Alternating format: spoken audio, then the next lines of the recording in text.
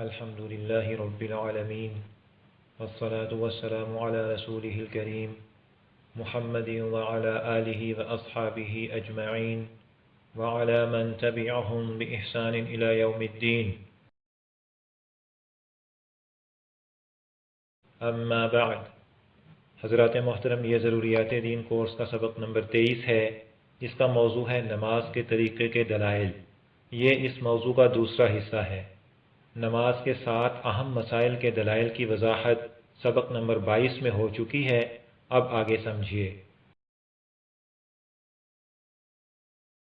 Number 8، آمین اونچی آواز سے کہیں یا آہستہ آواز سے؟ نبی اکرم صلی اللہ علیہ وسلم سے اونچی آواز سے آمین کہنا بھی ثابت ہے اور آہستہ آواز سے آمین کہنا بھی ثابت ہے، لہذا دونوں طرح درست ہے۔ تاہم اکثر صحابہ اور تابعین کا عمل آہستہ آواز سے آمین کہنے کا تھا، لہذا آہستہ آواز سے آمین کہنا بہتر ہے۔ دوسری وجہ یہ ہے کہ آمین یا تو دعا ہے یا ذکر ہے۔ دعا بھی آہستہ آواز سے کرنا بہتر ہے اور ذکر بھی آہستہ آواز سے کرنا بہتر ہے۔ دعا کے بارے میں اللہ تعالیٰ کا ارشاد ہے، ادعوا ربکم تضرعا وخفیہ، تم لوگ اپنے رب سے دعا کیا کرو عاجزی ظاہر کر کے اور چپکے چپکے بھی۔ اور ذکر کے بارے میں اللہ تعالیٰ کا ارشاد ہے، وَاذْكُرْ رَبَّكَ فِي نَفْسِكَ تَضَرُّعًا وَخِيفَةً وَدُونَ الْجَهْرِ مِنَ الْقَوْلِ بِالْغُدُوِّ وَالْآصَالِ وَلَا تَكُن مِّنَ الْغَافِلِينَ، اور اپنے رب کو یاد کیا کرو اپنے دل میں عاجزی کے ساتھ اور خوف کے ساتھ اور زور کی آواز سے کم آواز کے ساتھ، صبح اور شام اور غافلوں میں سے نہ ہونا۔ خلاصہ یہ ہوا کہ اونچی آواز سے آمین کہنا جائز ہے، لیکن بہتر یہ ہے کہ آہستہ آواز سے کہے۔ نمبر 9، تکبیر تحریمہ کے علاوہ رکوع میں آتے جاتے وقت ہاتھ اٹھائیں یا نہیں؟ نبی اکرم صلی اللہ علیہ وسلم سے رکوع میں جاتے اور اٹھتے وقت ہاتھ اٹھانا بھی ثابت ہے اور نہ اٹھانا بھی ثابت ہے، اور صحابہ اور تابعین سے بھی دونوں طرح کا عمل ثابت ہے۔ چنانچہ امام ترمذی فرماتے ہیں، بعض صحابہ اور تابعین کا عمل رکوع کے وقت ہاتھ اٹھانے کا ہے اور بہت سے صحابہ اور تابعین کا عمل ہاتھ نہ اٹھانے کا ہے، لہذا دونوں طرح عمل کرنا درست ہے، لیکن تکبیر تحریمہ کے علاوہ ہاتھ نہ اٹھانا بہتر ہے، کیونکہ اس میں سکون اور توجہ اور عاجزی زیادہ ہے، اور یہ چیزیں نماز کی روح ہیں۔ جیسے اللہ تعالیٰ کا ارشاد ہے، وَقُومُوا لِلَّهِ قَانِتِينَ، اور کھڑے رہو اللہ کے سامنے عاجز بنے ہوئے۔ اور اللہ تعالیٰ کا ارشاد ہے، قَدْ أَفْلَحَ الْمُؤْمِنُونَ الَّذِينَ هُمْ فِي صَلَاتِهِمْ خَاشِعُونَ، یقیناً ان مسلمانوں نے کامیابی پائی جو اپنی نماز میں خشوع کرنے والے ہیں، یعنی سکون سے نماز ادا کرنے والے ہیں۔ یہاں 2 باتیں اور سمجھ لیجئے۔ ایک یہ بات کہی جاتی ہے کہ ہاتھ نہ اٹھانے کی کوئی حدیث ثابت نہیں، سو یہ بات بالکل غلط ہے۔ چنانچہ امام ترمذی نے ہاتھ نہ اٹھانے کی حدیث ذکر کر کے اسے حسن کہا ہے، اور شیخ البانی نے اسے صحیح کہا ہے۔ دوسری بات یہ کہ ایک حدیث ذکر کی جاتی ہے جس کے آخر میں آتا ہے کہ نبی اکرم صلی اللہ علیہ وسلم ہمیشہ رکوع کے وقت ہاتھ اٹھاتے رہے، سو اس حدیث کا یہ آخری حصہ ثابت نہیں۔ حضرات محترم، اب 10ویں حکم کی دلیل سمجھیے۔ نمبر 10، سجدے میں جاتے ہوئے گھٹنے پہلے رکھیں یا ہاتھ پہلے رکھیں؟ حضرت وائل بن حجر رضی اللہ عنہ فرماتے ہیں کہ میں نے رسول اللہ صلی اللہ علیہ وسلم کو دیکھا، سجدے میں جاتے ہوئے آپ نے ہاتھوں سے پہلے گھٹنے زمین پر رکھے اور سجدے سے اٹھتے ہوئے پہلے ہاتھ اٹھائے۔ امام ترمذی فرماتے ہیں، اکثر اہل علم نے اسی طریقے کو اختیار کیا ہے، لہذا بہتر طریقہ یہی ہے۔ اگر بیماری یا کمزوری وغیرہ کا عذر ہو تو سجدے میں جاتے ہوئے پہلے ہاتھ رکھنا اور اٹھتے ہوئے پہلے گھٹنے اٹھانا بھی درست ہے۔ جس حدیث میں نبی اکرم صلی اللہ علیہ وسلم سے سجدے میں جاتے ہوئے پہلے ہاتھ زمین پر رکھنے کا ذکر ہے، وہ حدیث ضعیف ہے۔ نمبر 11، دوسری اور چوتھی رکعت کے شروع میں پہلے بیٹھے پھر کھڑا ہو یا سجدے سے سیدھا قیام میں چلا جائے؟ دوسری اور چوتھی رکعت کے شروع میں ذرا سی دیر بیٹھنے کو جلسہ استراحت کہتے ہیں۔ جلسہ استراحت نہ کرنا بہتر ہے۔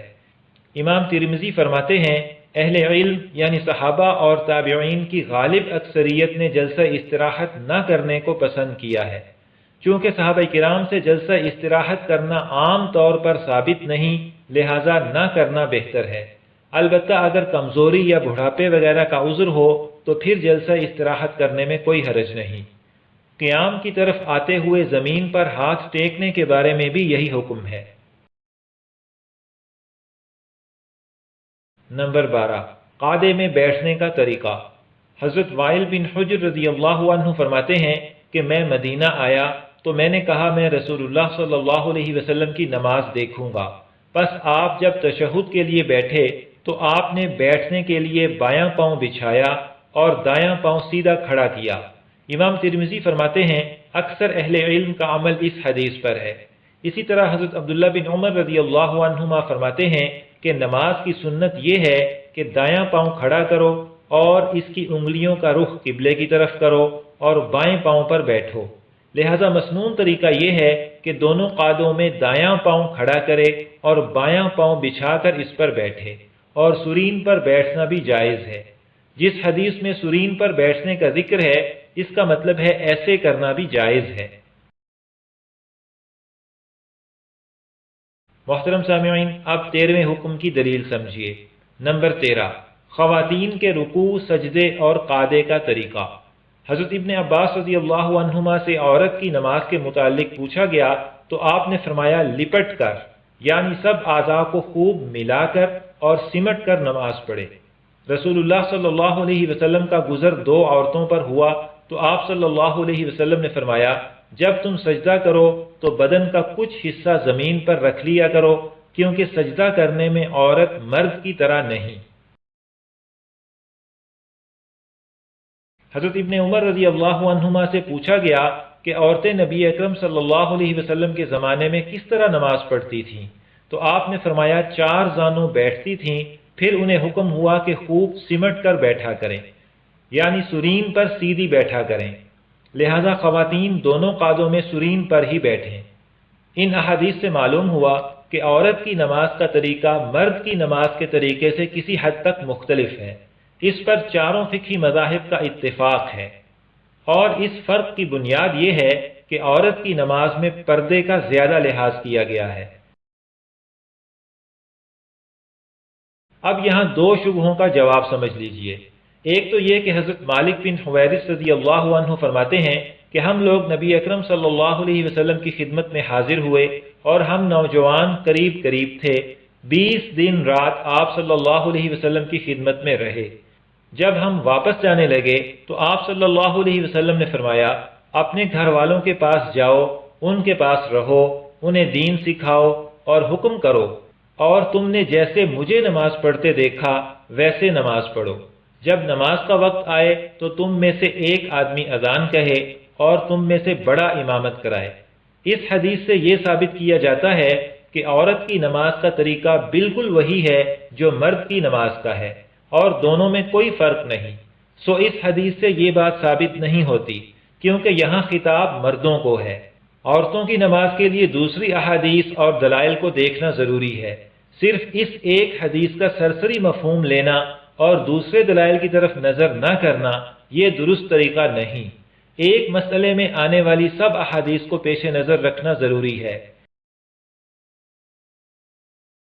یہی وجہ ہے کہ شیخ ابو محمد عبدالحق سلفی فرماتے ہیں اس حدیث سے یہ ثابت نہیں ہوتا کہ عورت کی نماز کا طریقہ مرد کی طرح ہی ہے۔ دوسرا شبہ یہ کہ حضرت ام الدرداء نماز میں مرد کی طرح بیٹھتی تھیں اور آپ فقیہہ تھیں، لہذا عورت بھی مرد کی طرح ہی قعدے میں بیٹھے۔ جواب یہ ہے کہ عورت کو قعدہ میں بیٹھنے کے بارے میں نبی اکرم صلی اللہ علیہ وسلم نے چونکہ سمٹ کر بیٹھنے کا حکم دیا ہے، اور سمٹ کر اور چھپ کر بیٹھنے کا مطلب سرین پر بیٹھنا ہے، لہذا حضرت ام الدرداء کو کوئی عذر ہوگا جس وجہ سے وہ مردوں کی طرح بیٹھتی ہوں گی۔ نمبر 14، تشہد میں انگلی سے اشارہ کرنے کا طریقہ۔ تشہد میں انگلی سے اشارہ کرنا سنت ہے۔ اشارہ کرنے کے مختلف طریقے رسول اللہ صلی اللہ علیہ وسلم سے ثابت ہیں۔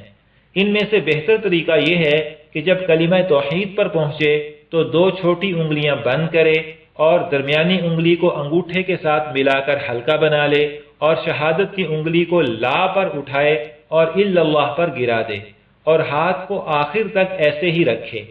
اور جس حدیث میں آیا ہے کہ ثم رفع اصبعه فرأيته يحركها يدعو بها کہ رسول اللہ صلی اللہ علیہ وسلم کو دیکھا انگلی ہلاتے ہوئے، سو اس حدیث کا یہ آخری حصہ ثابت نہیں، اور اگر ثابت بھی مانا جائے تو اس کا مطلب یہ ہے کہ انگلی سے اشارہ کیا، یہ مطلب نہیں کہ مسلسل حرکت دیتے رہے۔ حضرات محترم، یہاں پر ضروریات دین کورس کا سبق نمبر 23 مکمل ہوا۔ انشاءاللہ تعالی سبق نمبر 24 کا موضوع ہوگا قرآن مجید کی تلاوت کے فضائل و آداب۔ اللہ تعالیٰ سے دعا ہے کہ ہمیں سنت کے مطابق نماز پڑھنے کی توفیق دیں، آمین۔